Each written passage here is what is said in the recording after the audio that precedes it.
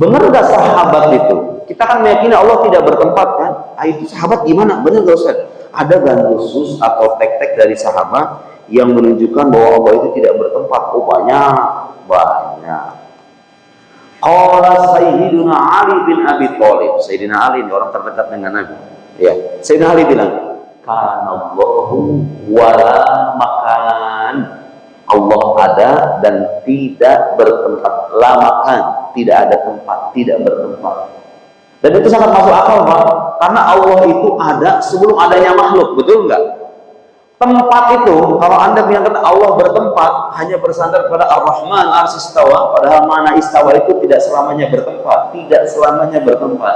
Imam Tirmizi ketika beliau mengutip ayat Al-Quran, wa qalatil yahudu yadullahi maqlulah. Orang-orang Yahudi berkata tangan Allah itu terikat.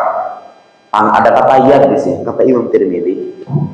Hadza hadisun qad rawatul a'immah. Ini hadis. Jadi ada hadis sebelum ayat ini ada hadis. Setelah mengutip hadis itu, Imam Tirmidzi mengomen, ini hadis diriwayatkan oleh banyak a'immah, banyak ulama muslim. Bagaimana sikap beliau? Nu'minu biha kama jaa. Kita beriman sebagaimana adanya, diimani semuanya. Min ghairi ayyufassar, tanpa ditafsirkan. Tuh lihat Pak. Kalau salafi itu menafsirkan. Salafi itu bedanya dengan ahlu sunnah, menafsirkan bahwa yad artinya tangan dalam makna hakiki, cuma tangannya beda dengan tangan kita. Oh kan? Imam Tirmidzi min ghairi ayyufassar, tanpa ditafsirkan. Bapak Ibu semuanya, selama 1 jam ke depan, insya Allah kita akan mengulas tema yang agak rumit, tapi sebisa mungkin saya ingin mempermudah dan mohon kalau masih ada yang susah nanti ditanyakan. Karena ini menyangkut hal yang penting karena sebetulnya banyak orang membicarakan ini dan menyebabkan kesalahpahaman.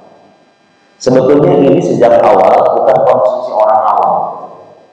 Ini konsumsinya akademisi, para intelektual, orang-orang yang menekuni bidang ilmu ini secara serius. Karena bagi orang-orang awam ini bukan berarti orang bodoh ya Pak. Kalau disebut orang awam itu artinya orang yang bukan ahli. Jadi saya ini orang awam dalam bidang politik.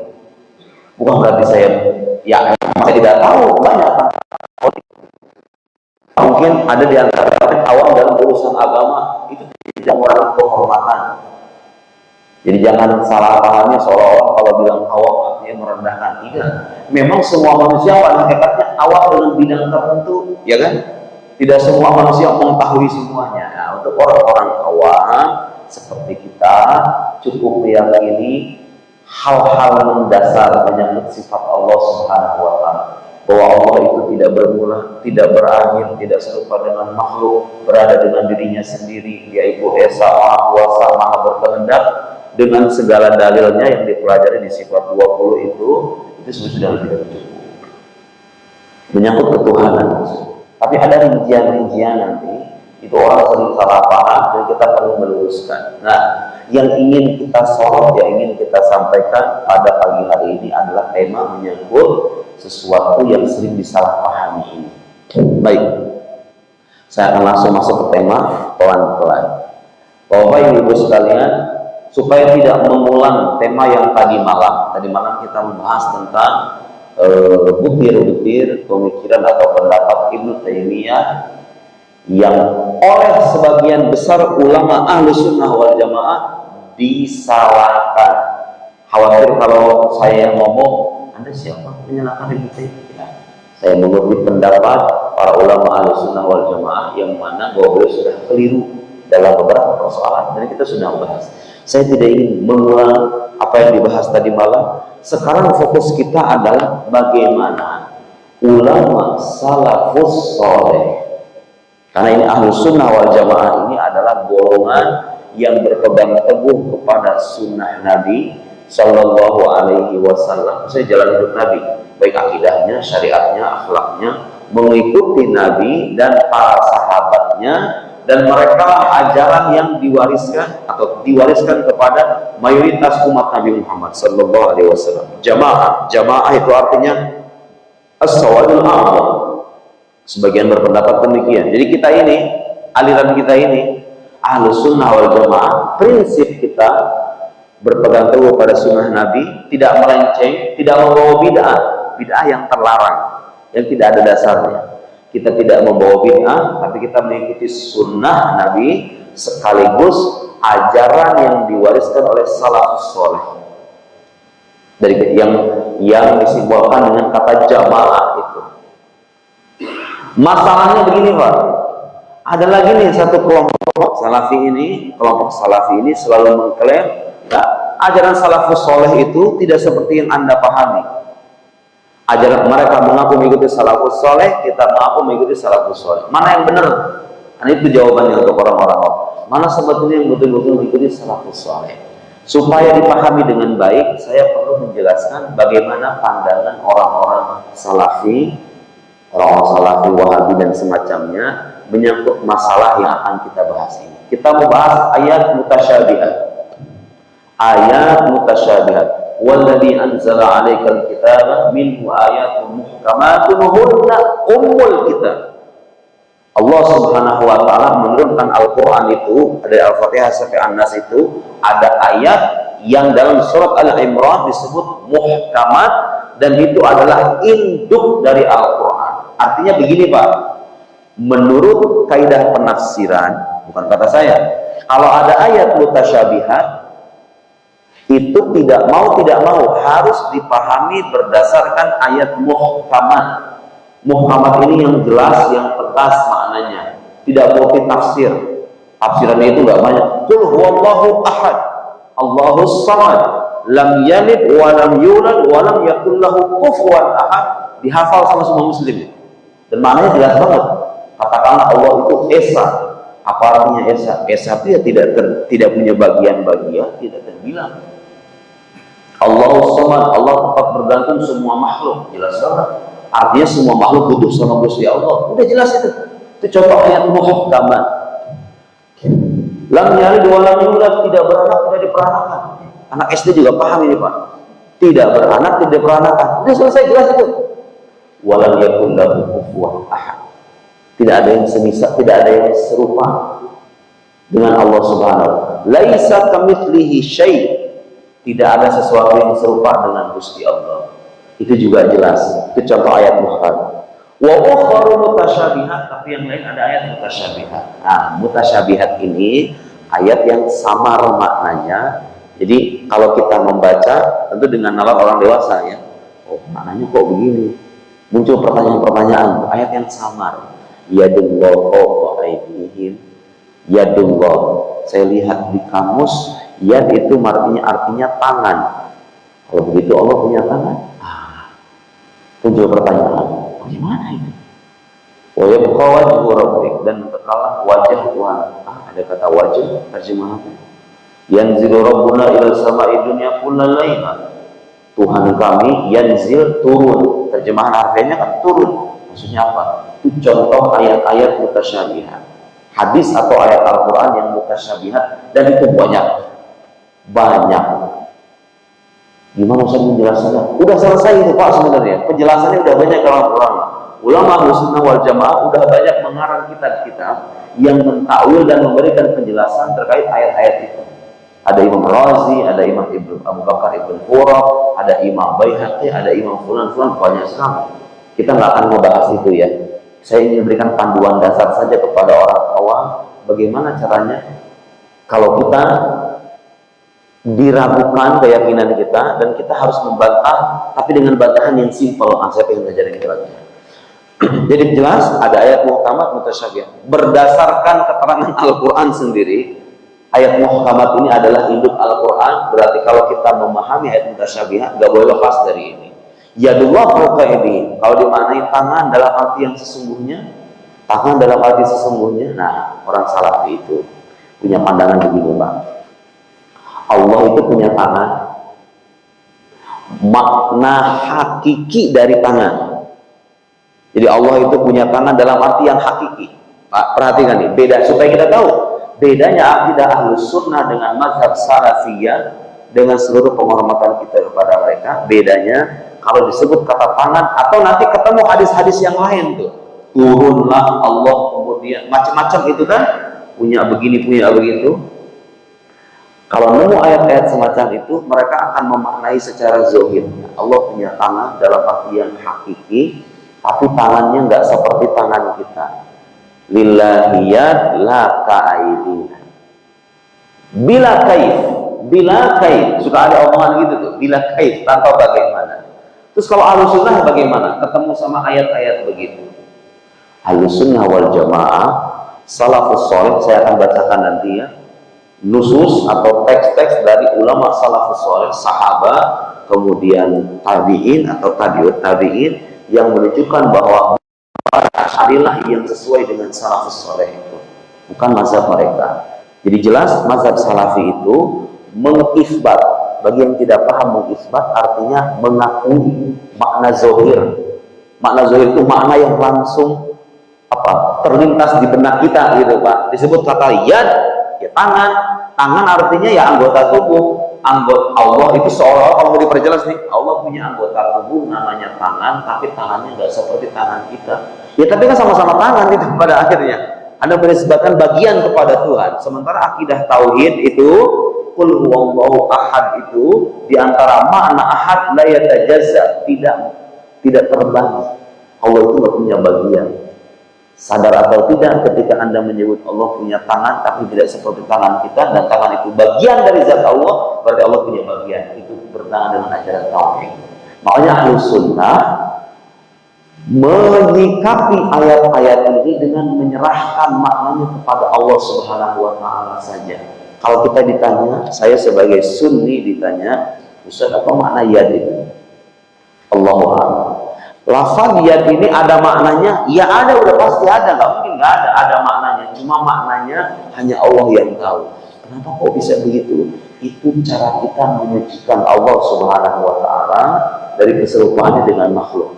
Tapi Anda beriman nggak dengan yad itu? Ya saya beriman, kita wajib beriman Pak. Ar-Rahmanu 'alal 'arsy istawa. Percaya nggak Ar-Rahman 'alal 'arsy istawa? Ya harus percaya, karena itu Al-Quran. Kita ini sering dituduh apa? Mengingkari sifat Allah, mu'attil, padahal kita tidak pernah mengingkari. Kita akui semuanya. Semua yang ada dalam Al-Quran adalah wahyu ilahi, semuanya adalah hak. Bedanya kita sama mereka, mereka kalau disebut Ar-Rahman 'alal 'arsy istawa, istawa di mana? Istaqarra wa jalasa. Istawa itu artinya duduk. Allah itu duduk bagi mereka. Duduk di langit, punya tempat, tapi duduknya nggak seperti duduknya kita. Gitu. Ahlus Sunnah wal Jamaah tidak. Kita hanya mengatakan Ar-Rahman 'alal 'arsy istawa, ada sifat namanya istiwa, tapi makna hakikinya apa? Hanya Allah yang tahu. Nah, kalau nemu ungkapan ulama yang begini nih, bila makna, bila kait, maksudnya tidak menetapkan makna zahir, tidak menjelaskan bagaimana istawanya Allah, itu mazhab Ahlus Sunnah namanya mazhab tafwid. Ada yang menyerahkan. Mana contohnya Ustaz? Dari salafus saleh ada yang begitu? Ada. Saya bacain sekarang. Oke, sebelum masuk ke sana, ada mazhab kedua nanti Pak. Seiring berjalannya waktu, muncul nih orang-orang yang menyamakan Tuhan dengan makhluk. Tuhan dibilang punya tangan, punya mata, punya wajah, punya kaki, berjalan, berpindah, mirip jadi kayak makhluk. Nah, itu kelompok yang kayak gitu namanya mujassimah atau musyabbihah. Musyabbihah itu artinya kelompok yang menyerupakan Tuhan dengan makhluk. Mujassimah artinya kelompok yang meyakini Allah itu sebagai jisim. Jisim itu apa? Sesuatu yang tersusun. Nih, ini jisim namanya. Ini jisim. Sesuatu yang punya bagian-bagian. Jadi ada kelompok dan itu keliru.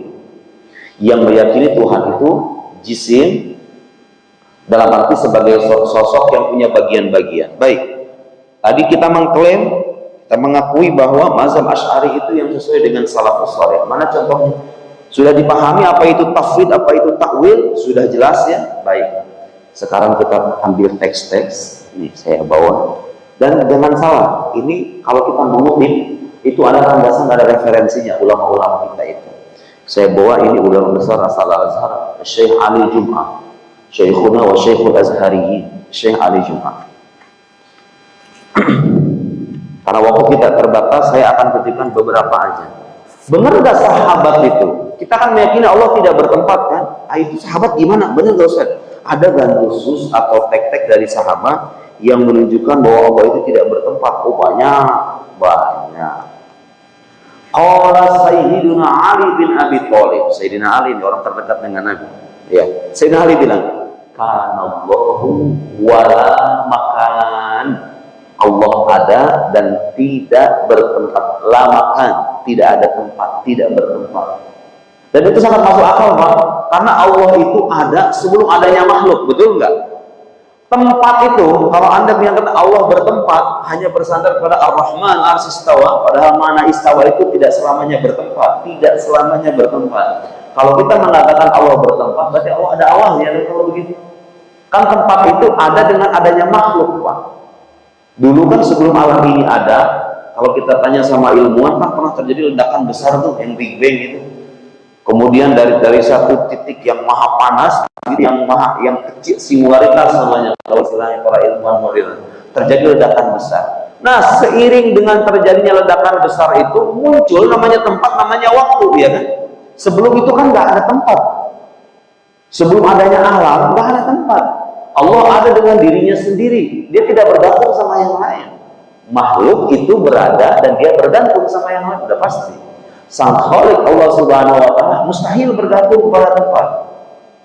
Imam Ali kana Allah wala makan.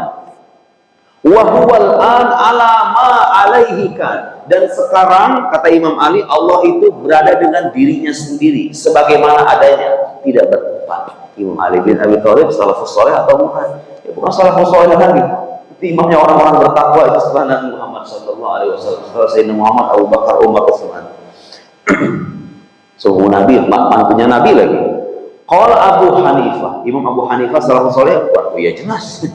Salafus saleh. Pokoknya kalau ada ulama hidup 3 abad pertama, itu ulama salafus saleh.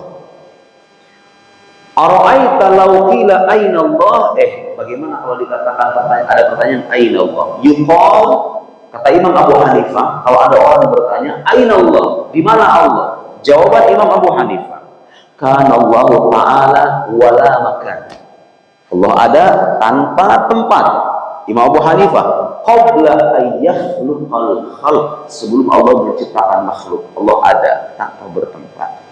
Qala Imam Syafi'i, ini kitab-kitabnya kalau perlu saya sebutkan. Yang pertama ada dalam kitab Al-Farqu Bainal Firaq kalangan Al-Baghdadi. Yang kedua Al-Fiqhul Absat karangan Imam Abu Hanifah. Ketiga Ithaf As-Said al-Muttaqin berkata Az-Zabiri Syarah Ulumuddin yang segini nih. Berapa 24 ini atau berapa lagi? Saya lupa itu segini. Syarah Ihya Ulumuddin. Abu Imam Syafi'i sekarang. Innahu ta'ala kana wala makan. Allah itu ada dan tidak bentuk, sama. Memang Pak, sebetulnya kalau boleh saya jujur, ini akidah yang kita peluk sekarang itu gak jauh beda sama akidahnya Nabi Muhammad dan para sahabatnya. Cuma bedanya apa? Bedanya apa? Zaman sekarang, zaman kesini belakangan bedanya apa? Ada rincian-rincian yang di zaman Nabi nggak ada. Rincian-rinciannya doang. Tapi intinya, ajaran intinya ya sama. Allah tidak bertempat, Allah tidak bermula, Allah tidak berakhir. Cuma bedanya zaman Nabi belum ada pembahasan sifat 20. Sifat 20 seperti Ummul Barahin, kemudian Imam Al-Laqani, Bang Jawab. Ya, rincian-rincian itu munculnya belakangan. Kenapa? Karena tuntutan zaman, Pak. Di zaman Nabi orang nggak berdebat masalah beginian. Tuhan bertempat apa enggak? Udah sahabat itu kalau disebut Ar-Rahman, Al-Istawa, selesai diterima. Bagaimana istiwanya? Hanya Allah yang tahu. Apakah itu makna zahirnya? Tidak. Ya karena kalau seandainya Allah duduk, itu bermasalah keyakinan. Jadi sama akidah kita itu. Jangan dibilang kalau kita bermazhab Asy'ari ini mazhab tandingan dari mazhab Nabi. Imam Abdul Hasan Al-Asy'ari dengan ulama-ulama yang lain itu hanya berusaha untuk menjelaskan akidah salafus saleh dengan penjelasan yang lebih sederhana, yang lebih matang, yang lebih detail, dirinci-rinci itu. Bukan berarti akidahnya nggak ada zaman dulu. Baik, itu satu. Imam Ahmad ibn Hanbal, Pak. Tadi Imam Abu Hanifah, Imam Ahmad. Kemudian Imam Syafi'i. Sekarang Imam Ahmad. Imam Ahmad ini kan mazhab imam dalam mazhab Hambali. Mazhab Hambali ini mazhabnya orang-orang Salafi. Imam Ahmad sendiri tidak mengisbah makna zahir dari ayat mutasyabihat. Jadi kalau mereka benar-benar mengikuti Imam Ahmad saya bacakan. Teksnya agak panjang nih kalau yang ini, tapi akan saya bacakan yang bagian intinya aja. Kata Imam Ahmad, Faqala Abu Abdillah, yang mengutip perkataan ini siapa? Ibnu Qudamah. Ibnu Qudamah ini ulama besar dalam mazhab Hambali yang punya Al-Mughni. Kita berjilid-jilid, kita fikih dalam mazhab Hambali. Ibnu Qudamah mengutip Imam Ahmad. Kata Imam Ahmad, qala Abu Abdillah, nu'minu biha. Kalau nemu ayat-ayat mutasyabihat, kita percaya. Dan Ahlussunnah sama. Wa nusaddiqu biha, dan kita benarkan. Wala kaif wala ma'na. Dengarkan ini. Dia tanpa mempertanyakan bagaimana, tanpa menetapkan makna, wala kaif wala makna. Tuh, salafus saleh, mazhab Asy'ari itu begitu. Tanpa menetapkan makna zahir, istawa maknanya jelas, duduk, menetap. Enggak, itu bukan ajaran salafus saleh kayak begitu. Imam Ahmad, Imam Tirmidzi yang punya Sunan Tirmidzi, imam ahli hadis, juga kurang lebih sama. Al-Imam At-Tirmidzi, ini banyak sekali Pak. Saya ingin nah ini contoh. Imam Tirmidzi ketika beliau mengutip ayat Al-Qur'an, wa qalatil yahudu yadullahi maglulah. Orang-orang Yahudi berkata tangan Allah itu terikat. Ada kata yad di sini, kata Imam Tirmidzi. Hadza hadisun qad rawatul a'immah. Ini hadis. Jadi ada hadis sebelum ayat ini, ada hadis. Setelah mengutip hadis itu, Imam Tirmidzi mengomen, ini hadis diriwayatkan oleh banyak a'immah, banyak ulama muslim. Bagaimana sikap beliau? Nu'minu biha kama jaa. Kita beriman sebagaimana adanya, diimani semuanya. Min ghairi ayyufassar, tanpa ditafsirkan. Tuh lihat Pak. Kalau Salafi itu menafsirkan. Salafi itu bedanya dengan Ahlussunnah, menafsirkan. Bahwa yad artinya tangan dalam makna hakiki, cuma tangannya beda dengan tangan kita. Oh kan? Imam Tirmidzi min ghairi ayyufassar, tanpa ditafsirkan. Karena kalau ditafsirkan, kalau kita sebutkan makna zahirnya itu bermasalah. Wah, jadi sama dengan makhluk kalau begitu. Bukan kita tahu gitu. Au yutawahham. Wa hakadha qala ghairu wahidin minal a'immah. Dan berkata semacam ini lebih dari satu. Lebih banyak lagi ulama, kata Imam Tirmidzi, berpandangan seperti ini. Kalau nemu ayat begitu, tidak perlu ditafsirkan, diimani sebagaimana adanya saja. Ini nanti kalau misalnya bisa bahasa Arab, baca bukunya, judulnya Al-Qaul At-Tamam bi Itsbat At-Tauhid Mazhaban Lis-Salafil Kiram. Itu melis sekian perkataan ulama salafus soleh membuktikan bahwa salafus soleh itu sama plek ketiplek dengan apa yang kita anut dalam mazhab Asy'ari, bahwa kalau nemu ayat mutasyabihat diserahkan mana hakikinya kepada Allah, beda dengan kelompok salafi yang menetapkan makna zahirnya. Bapak tahu nanti bantahan mereka itu apa? Kalau kita ngomong kayak gitu, saya udah tahu. Di antara bantahan mereka itu begini, kalau begitu ada dong dalam Al-Quran ayat-ayat yang gak kita pahami maknanya. Sia-sia dong kalau begitu Allah menurunkan ayat Al-Quran kalau mana yang gak kita pahami, betul nggak Pak? Yuk, sebelum saya nanti bantah, saya ingin berusaha memperjelas kritikan atau protes mereka kalau kita ngomong kayak tadi, mazhab tafwid. Tafwid itu artinya kita menyerahkan makna dari ayat-ayat tadi kepada Allah Subhanahu wa Ta'ala. Berarti Anda ini Asy'ari ini, berarti kalau begitu Anda mengakui ada ayat-ayat dalam Al-Quran yang gak dipahami maknanya. Dan berarti kalau begitu Allah sia-sia dong menurunkan ayat ini kalau gak dipahami maknanya, ya enggak? Kata mereka ini kata mereka sia-sia dong Allah menurunkan ayat tapi maknanya gak dipahami, ya kan? Gimana cara menjawab? Ini akan sering kita jumpai kalau kita ngomong begini. Bahwa Ibnu Taimiyah imamnya mereka juga menyalahkan mazhab tafwid itu. Jadi bagi mereka itu sama saja kita menganggap para sahabat itu bodoh dan tidak tahu Al-Quran. Paham ya? Lihat. Jawabannya udah ada. Ini yang saya bahas ini udah kelar sebetulnya. Udah selesai. Semua bantahan kritik udah selesai. Cuma kita masih terus-menerus perlu menjelaskan kepada orang-orang tidak punya akses ke kitabnya para ulama muslim. Makanya saya menjelaskan. Bagaimana jawabannya? Di dosen saya Muhammad Abdul Fadil Al-Qusi, dosen saya di Al-Azhar, profesor papan atas dalam bidang ilmu akidah. Pernah saya waktu tahun kedua di Al-Azhar, S2 di Al-Azhar, tahun kedua diajar sama beliau. Itu Pak, beberapa pertemuan hanya membahas satu baris ungkapan aja. Jadi ada kitab namanya Aqaid Nasafiyah. Di kitab itu ada ungkapan asbabul ilm bil khalqi thalatha al-hawasus salimah wal khabarus shadiq wal aql. Aqaidul asya' thabitah wa ilmu biha mutahaqqiq khilafan li sifat. Itu segitu tuh, segini doang nih. Itu dibahas sampai beberapa kali pertemuan. Kenapa sampai segitunya? Satu baris itu cuma dibahas beberapa pertemuan. Karena kata beliau, hampir sebagian besar aliran-aliran menyimpang yang kita jumpai sekarang itu, mau yang di dalam maupun di luar gitu, itu rata-rata nggak paham ungkapan ini. Subhanallah, Imam Nasafi itu, dan saya itu makin kesini makin merenung karena sering baca bukunya orang-orang aneh itu. Insya-Allah kata saya guru saya benar juga. Orang kalau paham itu tuh ungkapan tadi tuh. Wa yaqul asya'i thabitah wal ilmu biha mutahaqqiq khilafan lisifasta'iyah wa asbabul ilm bil khalqi thalatha al hawasus salimah wal khabarus shadiq wal aql. Selesai itu semua aliran-aliran. Kelihatannya berlebihan ya, tapi kita belajar subhanallah itu Pak. Ulama kita itu ngomong pendek, tapi kalau dijelaskan berlipat-lipat, wah itu bisa berhari-hari ngomongnya gitu Pak. Ulama Ahlus Sunnah wal Jamaah, Imam Nasafi, yang kemudian disyarah oleh Taftazani. Baik, bagaimana jawaban dosen saya ini, Dr. Abdul Al-Qusi, kalau seandainya ada orang mengatakan Anda mazhab tafwid itu seolah-olah sia-sia dong Al-Quran diturunkan kalau begitu. Pertama harus saya jelaskan bahwa ayat-ayat mutasyabihat itu persentasenya sedikit dibandingkan dengan ayat-ayat yang jelas, yang bisa dipahami maknanya. Jadi kalau mau dibikin kategori nih, ayat-ayat dan hadis yang bisa dipahami maknanya dengan yang tidak bisa dipahami maknanya. Nih, ayat-ayat yang tidak bisa dipahami ini dikit sebetulnya persentasenya. Dan nggak ada masalah, shawat gitu loh. Kalau memang Allah itu menyampaikan wahyu, beberapa di antaranya makna hakikinya nggak bisa dijangkau. Apa masalahnya? Allah memuji kita, memuji keimanan kita, begitu misalnya. Karena sebagian besar Al-Quran bisa dipahami maknanya, kan begitu.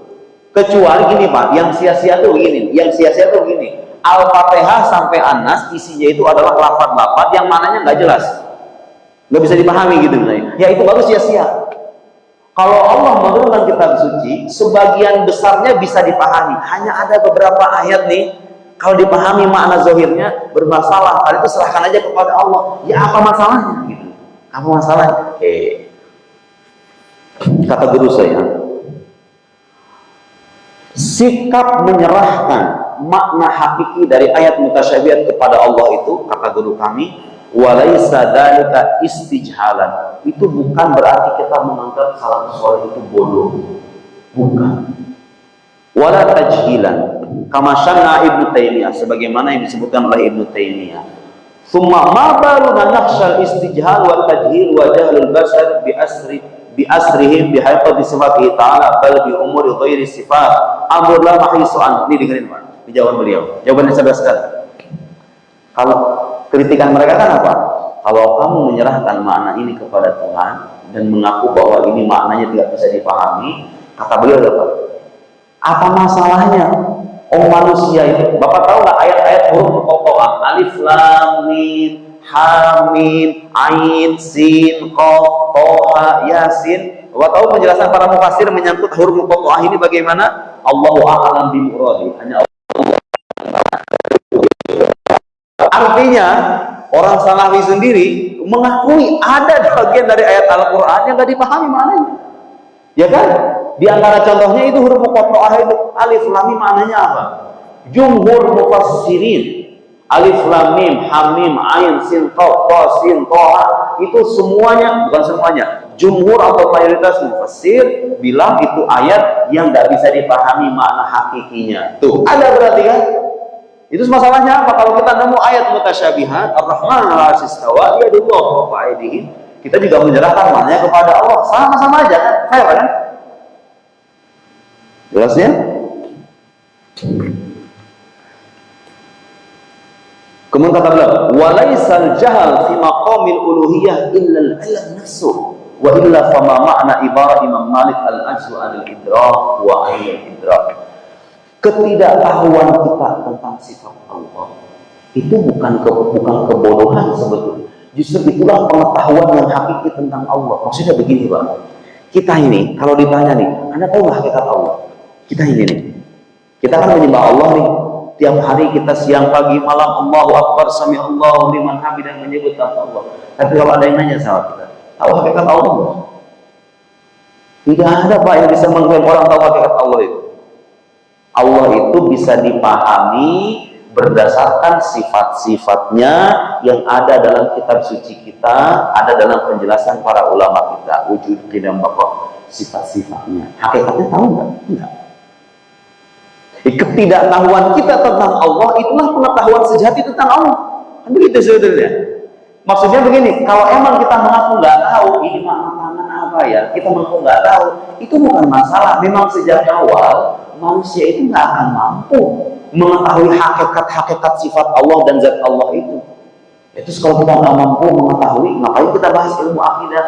Akidah itu dibahas tujuannya apa? Supaya manusia mengenal Allah dalam batas kemampuannya sebagai manusia. Supaya nggak buta-buta amat tentang Tuhan gitu loh. Dikasih tahu ini loh penjelasannya. Tapi yang dikasih ke kita itu, penjelasan kita itu bukan penjelasan tentang hakikat Allah. Itu sifat-sifat Allah yang dijelaskan kepada kita supaya kita mengenalnya dalam batas kemampuan kita sebagai manusia, bukan hakikatnya. Jadi kalau mereka bilang Anda menyebut Tuhan itu berbuat sia-sia dengan menggunakan lafaz-lafaz yang tidak dipahami, Anda menuduh salafus saleh itu orang bodoh karena mereka tidak paham. Kita tidak mengatakan salafus saleh tidak paham Pak. Kita hanya mengatakan ayat-ayat ini ada maknanya. Ada maknanya. Salafus saleh dan kita golongan ahlus sunnah hanya saja menyerahkan makna hakiki ini kepada Allah karena itu adalah bentuk penyucian kita terhadap Allah dari hal-hal yang tidak pantas. Masa Tuhan duduk sih? Masa Tuhan punya tangannya kayak apa? Meskipun dibilang tangannya nggak seperti tangan kita, tapi kan kurang pantas saja. Masa Tuhan punya bagian-bagian? Itu satu. Kemudian ada lagi jawaban yang bagus nih Pak. Jawaban bagus. Nah, saya tadi udah melis beberapa karena ini kita tipis. Tapi kalau misalnya mau dibahas ini bisa bermajlis-majlis. Kenapa salafus saleh itu nggak mau mengakui makna zahir dari ayat-ayat mutasyabihat? Kenapa kita ahlus sunnah ini bertafwid, menyerahkan makna hakikinya kepada Allah Subhanahu wa taala? Kata beliau, ada penjelasan lagi di halaman 19. Walakinna salaf kanu ahrasan nas ala tanzih. Salafus saleh itu orang-orang yang betul-betul ingin menyucikan Allah Subhanahu wa taala. Karena kalau kita sebut makna zahirnya istawa dalam arti duduk, udah jatuh kan kita itu. Tuhan tidak sama dengan makhluk tuh. Salafus saleh itu ngajarin sama kita dengan tafwid itu karena mereka itu golongan manusia yang sangat ingin menyucikan Allah dari keserupaannya dengan makhluk. Alat tanzih falam yufassiru hadhil mutasyabihat bima tahtamilul lughah al-basyariyah. Karena itu mereka tidak menafsirkan ayat-ayat yang mutasyabihat itu. Nah, aqul marratan ukhra, kata beliau, saya katakan sekali lagi, inna adam iqdamis salaf ala tafsir laisa jahlan. Salafus soleh, sikap salafus soleh yang tidak menafsirkan ayat-ayat mutasyabihat laisa jahlan, itu bukan kebodohan itu.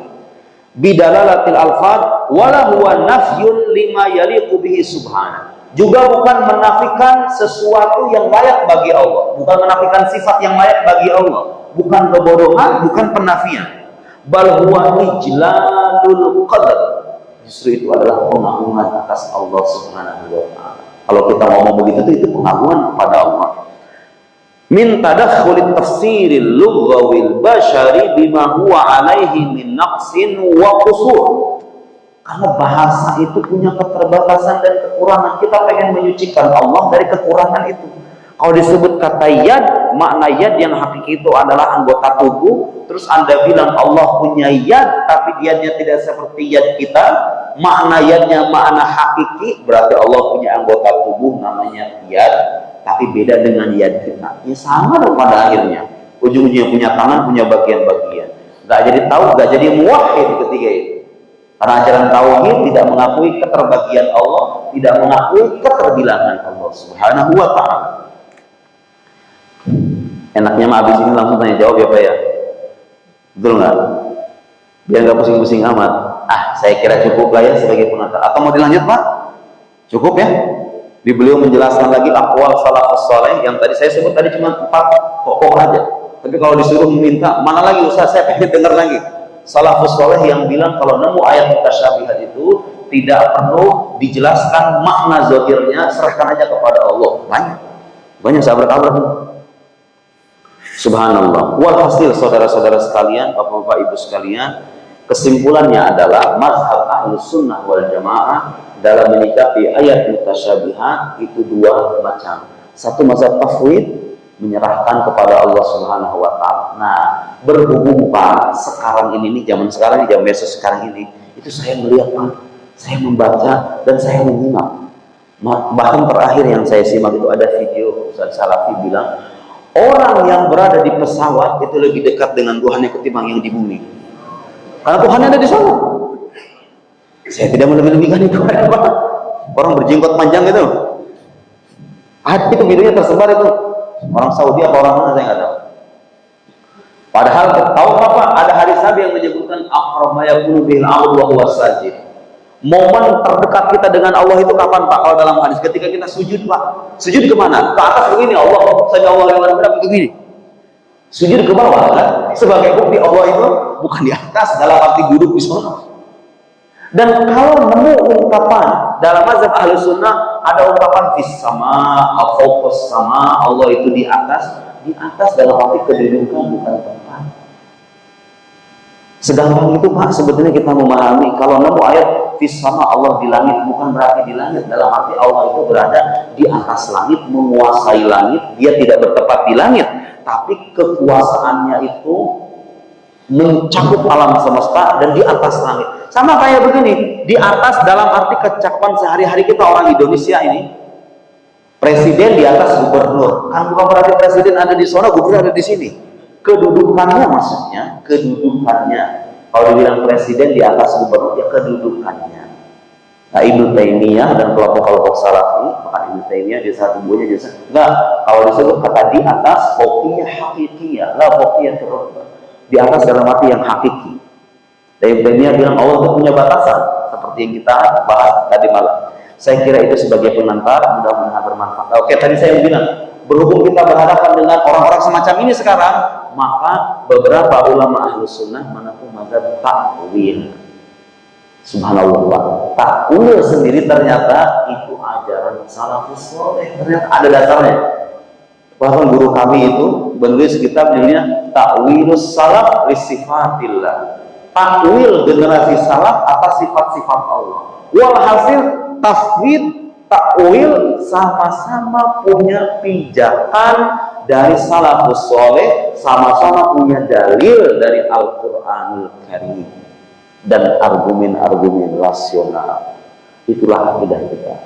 Itulah mazhab Ahlus Sunnah wal Jamaah yang senantiasa menggabungkan antara nas, antara wahyu dengan akal. Karena akal ini adalah jalan kita mengenal Allah. Kalau dikesampingkan itu akal, kita akan kesusahan untuk mengenal Tuhan kita sendiri. Sekian. Wassalamualaikum.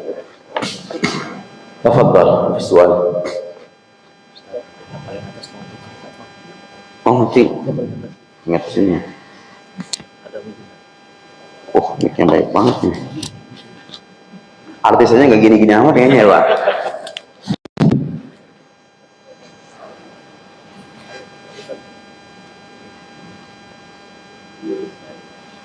Ya.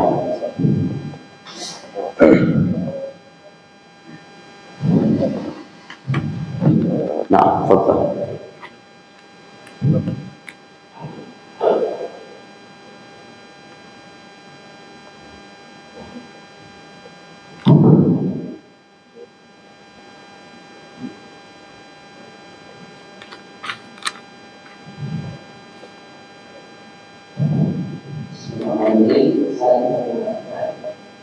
Sunnah nama saya sekian berusaha harus tidak proses Oh, Arroya. Ya. Oh, yang masuk yang Purwosari itu. Oh, ya, Masya Allah. Udah tobat ya? Udah tobat belum? Udah tobat?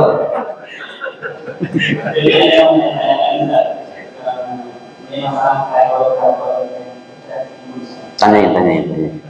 Jadi kan di sini sama menyampaikan jika pada dalam ayat tersebut ini yang dilaksanakan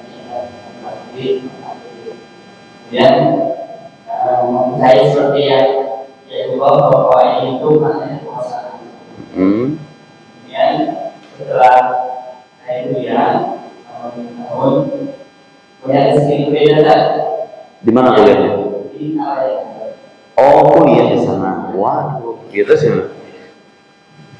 Jadi di berbeda pembahasan ayat-ayat tersebut itu maknanya kayak sebagai sejelasnya kita memahami solusinya bilang kayak Ibu. jadi yang ingin saya tanyakan karena saya belajar dari sumber ilmu yang berbeda kadang timbul rekor-rekor sekarang dari dulu sampai sekarang cuman yang saya ingin tanyakan karena maksudnya kita ingin mencari kebenaran dan sampai sekarang saya masih timbul rekor-rekor jadi pertanyaan saya bagaimana cara menghilangkan rekor-rekor Baik. atau dan pertanyaannya kedua bolehkah kita mempercayai kedua pendapat sebenarnya berarti maknanya kita percaya mengimani tapi kita sampaikan Iya. seperti itu. Syukur. Kalau boleh saya tanya, antum bicara sama yang mana sekarang? Setelah mondok di Wahabi, kemudian berpindah, setelah mondok di Sunni ke Wahabi, sekarang kan mana? Dengan keterbatasan ilmu saya awalnya saya mengimani. Selesai. Tapi ternyata timbul keraguan seperti itu. Apa? Gini, ragu itu kan sudah alasannya kenapa ragu itu. Kalau itu alasan subjektif, ya tinggal dihilangin aja. Memang sebetulnya saya paham. Secara psikologis memang ada begitu, Pak.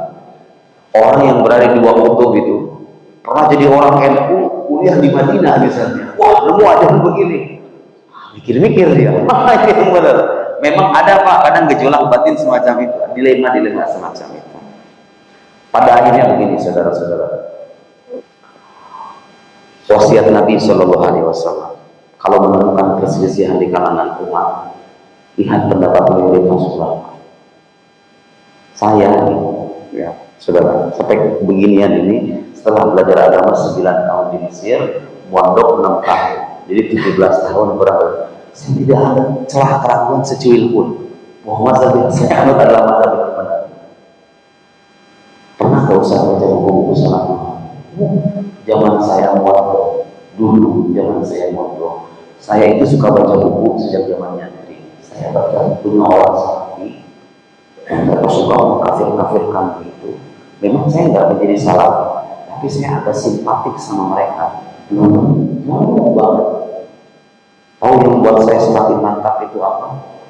Ulama Ahlus Sunnah wal Jamaah. Kalau ngomong, ulama Ahlus Sunnah mazhab Asy'ari kalau ngomong itu satu senantiasa berlandasan pada dalil.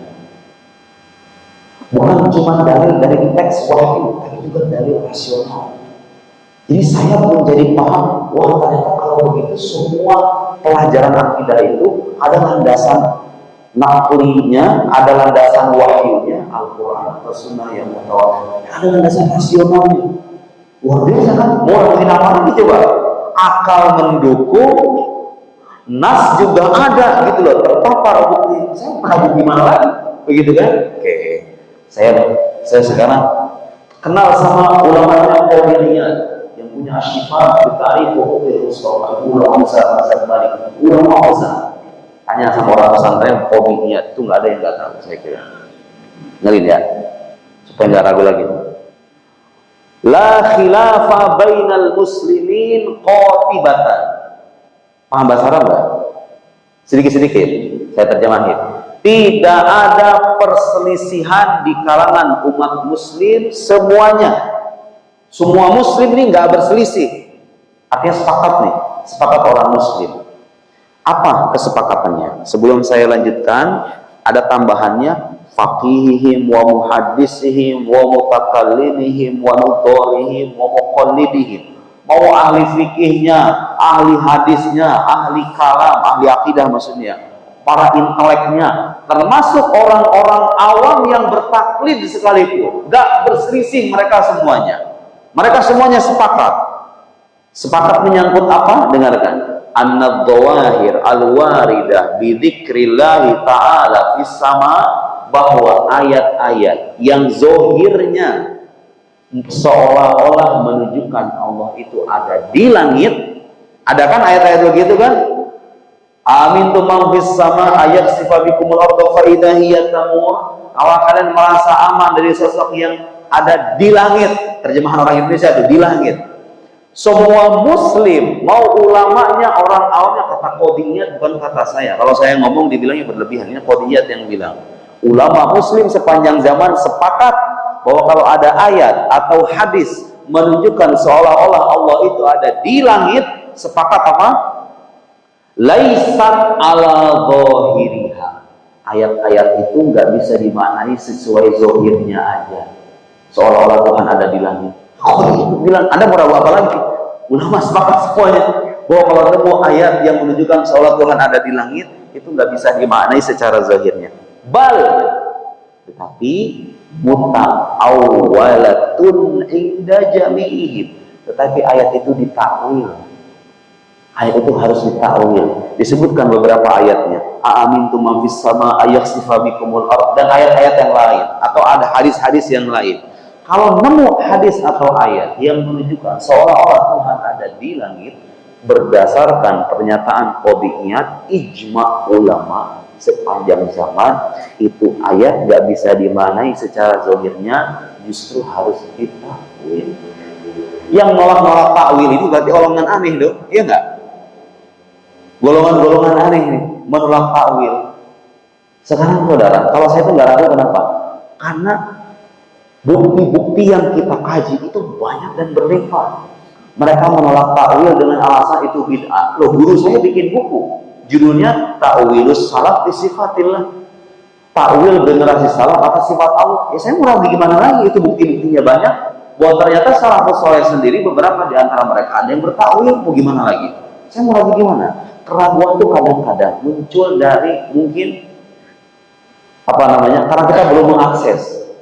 Karena keterbatasan akses kita, ya kan? Saya karena sudah mengakses itu dan tahu ini orang salafi bilang begini, dan saya punya saya punya buku-bukunya, saya baca gitu loh. Dibanding-bandingin, ini nih yang aneh nih, ini yang aneh nih yang begini nih. Yang ngomong katanya kalau misalnya Allah itu duduk karena ada ayat begini, Allah itu turun dalam arti, atau enggak? Ibnu Taimiyah itu, yang salah satu bukunya bahkan sampai bilang, kan ada tuh ungkapan Pak Allah itu turun ke langit dunia, ya kan, setiap malam. Terus di sisi yang lain mereka bilang Tuhan itu ada di arsy. Kalau turun berarti arsy itu harusnya kosong dong, ya enggak? Kan begini logikanya. Ada hadis bilang Allah turun, ya kan? Terus sebelumnya mereka bilang Allah itu di arsy, ya enggak? Kalau turun berarti kan kosong arsy itu kan? Ya iya kan, kalau begitu ya enggak? Kosong dong arsy itu. Nanti balik lagi itu Gusti Allah, nauzubillah semua nauzubillah. Ntar lagi ke atas. Ternyata Ibnu Taimiyah bilang apa? Dia itu turun dari arsy, tapi arsy juga tetap, Allah juga tetap berada di arsy. La yakhlu minhul arsy.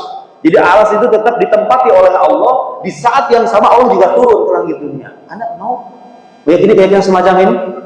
Maksudnya masuk akal gitu? Masuk akal itu? Turun tapi sekaligus dia itu tetap berada di arsy. Gimana maksudnya? Gimana itu maksudnya?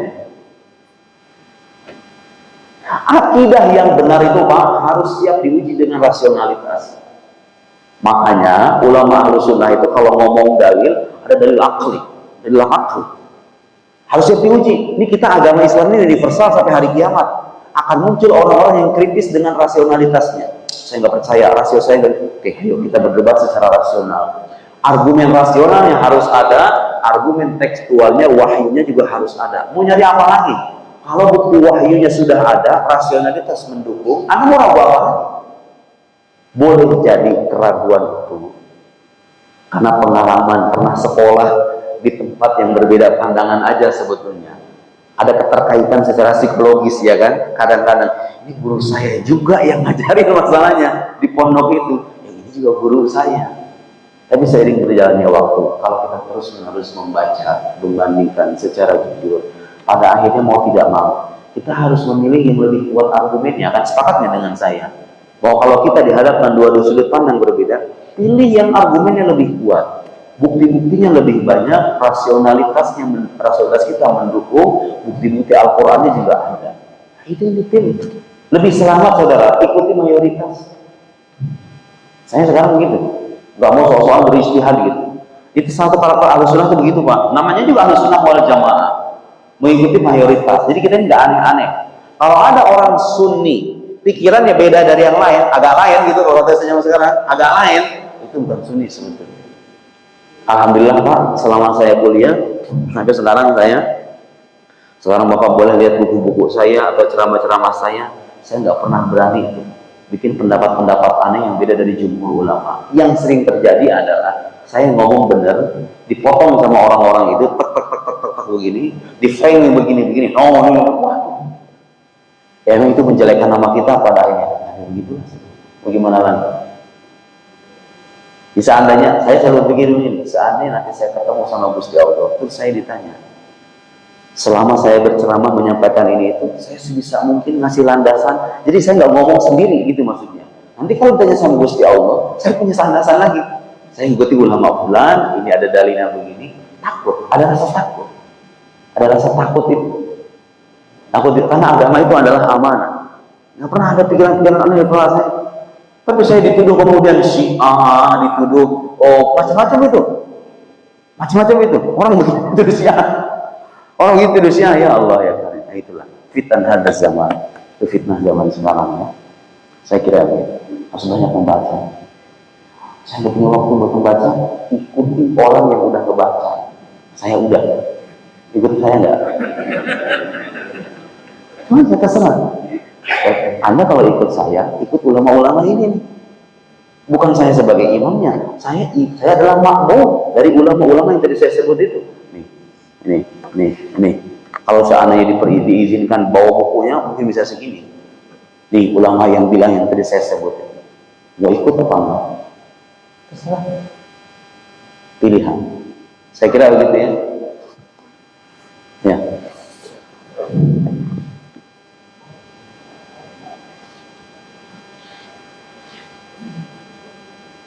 Assalamualaikum warahmatullahi wabarakatuh.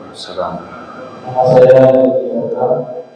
Informasi di kantor ini kami kita komunitas nanti yang namanya komunitas ini sampai tapi kita tampil. Kita ini sudah alhamdulillah sudah 14 tahun kita analisis yang tadi berbeda. Wakilani, berat sekali. Dan sekarang ini membahas kekayaan Muslim Ibnu Furok. Itu kita bagus. Ajak ini Ustaz, ajak ini biar gak ragu lagi. Ajak. Saya aku lihat itu kalau dia udah hatam kitab itu gak bakal ragu lagi. Dari kitab sebuah hadis kami memahami bahwa ulama sebagai itu adalah ulama sebab tetap menunjukkan nas dan juga masuk dari kelas di bawah seluruh. Kenapa orang selalu berkomentar tentang kemudian di kebanyakan kita sehingga yang di ukuran maksudnya tetap berada terbimbing khusus pertanyaan dari Kalisa di dalam sini tentang pemahaman dari orang Saudi dan juga dalam Al-Quran, apakah orang kafir Quraisy itu meyakini Allah sebagai pencipta dan pemberi? Kalau jawabannya tidak, namun di dalam kitab tafsir seperti Nasir As-Sawi dan menuliskan tafsir yang lain di tafsir Al-Hafidh Al-Sirri disebutkan dalam kitab tafsir ini bahwa orang Muslim meyakini Allah adalah pencipta dan Allah juga memberi rekomendasi. Bagaimana kita bisa dari pemahaman seperti ini? Baik, itu sebetulnya pembahasan tauhid uluhiyah, rububiyah, asma wa sifat. Udah banyak juga dibahas. Jadi intinya ada pandangan dari kelompok salafi yang bilang bahwa tauhid itu ada 3 macam, ada tauhid uluhiyah, rububiyah, asma wa sifat. Dan berdasarkan penjelasan para ulama yang kita pelajari karya-karyanya, pembagian tauhid ini dimunculkan pertama-tama oleh Ibnu Taimiyah. Sebelumnya nggak ada, bikin bid'ah artinya. Itu bid'ah. Bid'ah sesungguhnya itu begitu. Karena konsekuensinya begini. Dari pembagian tauhid ini, orang-orang musyrik, orang-orang kafir seperti yang dibilang oleh beliau tadi, itu mereka bertauhid. Abu Jahal, Abu Lahab itu bertauhid secara rububi, betul Ustaz? Tapi tidak secara uluhi. Artinya dia mengakui Tuhan sebagai pencipta, pengatur alam raya, begitu ya. Cuma nggak nyembah Allah. Dari tauhid rububiyah itu artinya meyakini Allah sebagai Rabb, sebagai pengatur, sebagai pencipta yang masih rezeki gini-gini, ya. Tapi kata mereka ada tauhid namanya tauhid uluhi, tauhid yang meyakini Allah sebagai ilah, sebagai sesuatu yang disembah. Mereka nggak nyembah Tuhan tuh, mereka nyembahnya sesembahan berhala dan seterusnya. Nah, konsekuensinya apa? Itu nanti akan ada kelompok muslim kayak orang-orang kayak kita ini nih, dianggap tauhidnya itu hanya tauhid secara rububi, karena kita ini istighosah sama sama Nabi, bertawasul dengan wali, ibadah kita itu nggak murni buat Allah gitu loh, menurut orang salafi. Kita ini dalam pandangan mereka, ibadah kita ini nggak murni buat Allah, karena kita ini masih tawasul, masih istighosah. Istighosah itu artinya minta pertolongan kan? Minta pertolongan sama Nabi, tawasul dengan wali, Syekh Abdul Qadir Jilani, Imam Abdul Hasan As-Sadili, Imam Rifai, Imam Tijani, Imam Fulan, tawasul dengan Nabi dan lain-lain. Berarti katanya tauhidnya masih rububiyah, belum sampai uluhiyah begitu. Ujung-ujungnya apa coba? Ya gampang mengkafirkan muslim. Pembagian tauhid itu. Jawabannya saudara-saudara sekalian, udah banyak. Kesimpulannya, biar saya tidak panjang lebar, makna ilah dengan Rabb itu dalam Al-Qur'anul Karim huwa mutaradifan. Keduanya itu maknanya sama. Jadi pembedaan ilah maknanya begini, Rabb maknanya begini, itu nggak pernah terjadi, nggak pernah dikenal dalam ajaran salafus soleh. Pembagian ini ilah, ini Rabb, tauhid ilahiyah, uluhiyah, tauhid rububiyah. Waktu kita di kuburan, pertanyaannya apa? Man rabbuk atau man ilahu? Man rabbuk kan? Ya nggak? Kita dites dengan pertanyaan man rabbuk, siapa Rabb kamu? Kalau berdasarkan logikanya orang salafi, itu pertanyaan kurang komplit ya. Karena nggak ada man ilahuk, ya nggak? Harus ada man rabbuk, man ilahuk, ya nggak? Tapi cukup kita ditanya man rabbuk, menyebut Allah, selesai, iman kita selesai, selamat. Artinya makna Rabb dengan makna ilah itu sama. Rabb dengan ilah itu sosok yang disembah, yang kita sembah, yang menciptakan alam semesta sekaligus yang kita sembah. Maknanya sama, nggak ada pembedaan itu.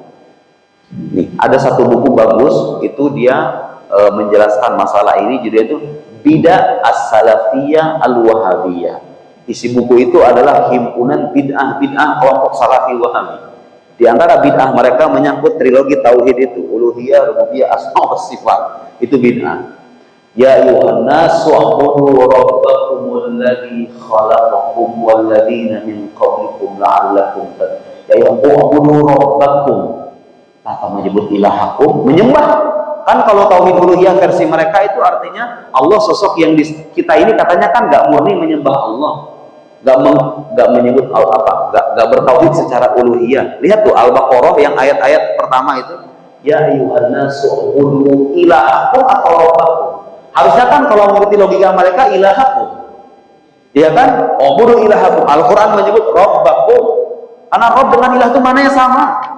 Gak usah ada pembedaan ini tauhid rububi, tauhid uluhi, nggak ada.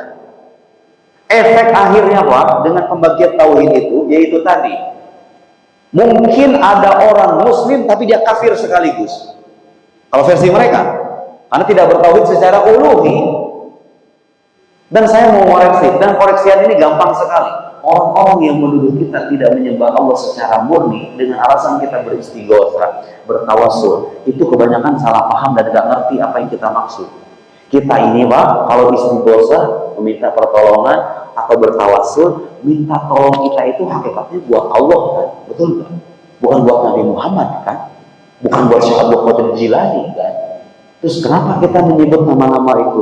Ya Sidnal Husain. Sidna Husain, kalau di Mesir itu apa? Kalau ziarah ke makam Sidna Husain, orang-orang Mesir itu bilang, ya Sidnal Husain, madad, madad, madad. Ya Sayyidah Zainab, ya Sayyidah Zainab, Sayyidah Zainab cucu Nabi yang perempuan. Ya Sayyidah Zainab, dipanggil di kuburannya.